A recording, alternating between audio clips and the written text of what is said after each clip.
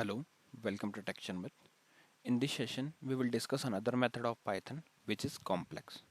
So complex method is mainly used to generate the complex number from two arguments where one would represent the real number and second one would represent the imaginary part. Okay, so there are two part, real part and imaginary part. This is a mathematical function.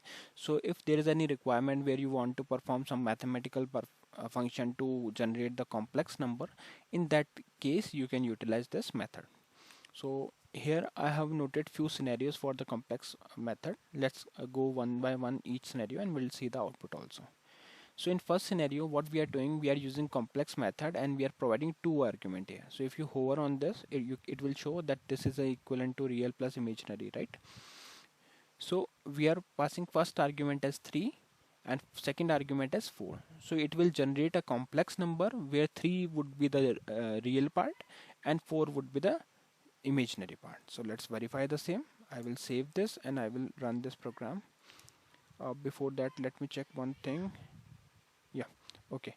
So we can call this Python space and session 52.py. So if I execute this, it provides these outputs. So for the first scenario, it is printing 3 plus 4j, where 3 is the real part and 4 is the imaginary part. Okay, so this is how it creates the complex number for first scenario. Now look at the second scenario. Here we are providing the part as 2 and minus 5. So it converts the equivalent complex number as 2 minus 5j. Okay, where j is representing the imaginary part. Okay, now look at the third scenario. Here we are providing the one value as decimal and another one is a integer value. So you can see it become 2.5 plus 0j. Okay, so it represents 2.5 plus 0j. Now look at let me show you one more thing. Look at the fourth scenario.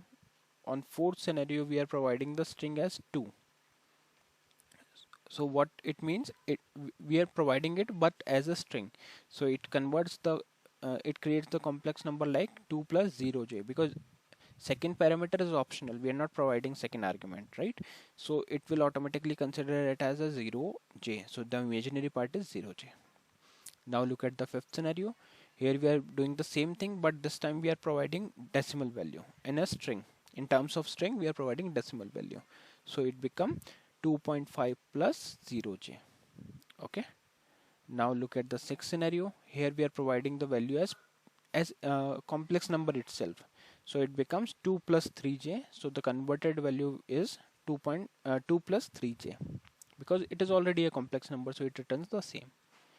Now look at the seventh scenario. Here we are providing the only one digit, which is 4. So the output is 4 plus 0j, where 4 is the real part and 0j is the imaginary part. Now I want to show you one thing, like what will happen if I try to pass another argument in case of string. Will it accept? No, it will not accept. Let's try that. So if I run this program, it will give error because can't take second argument if first is string. Okay, so if you are providing first argument as a string, then you are not supposed to pass the second argument. Okay, whether it is a string or let's say if I try to go with decimal integer value, then also it will give the same error, because it is not allowed to pass the second argument if you are passing first argument as a string. Okay, so I hope these scenarios are clear to all of you. In the next session we will discuss another thing. So thank you for watching Tech Sharmit.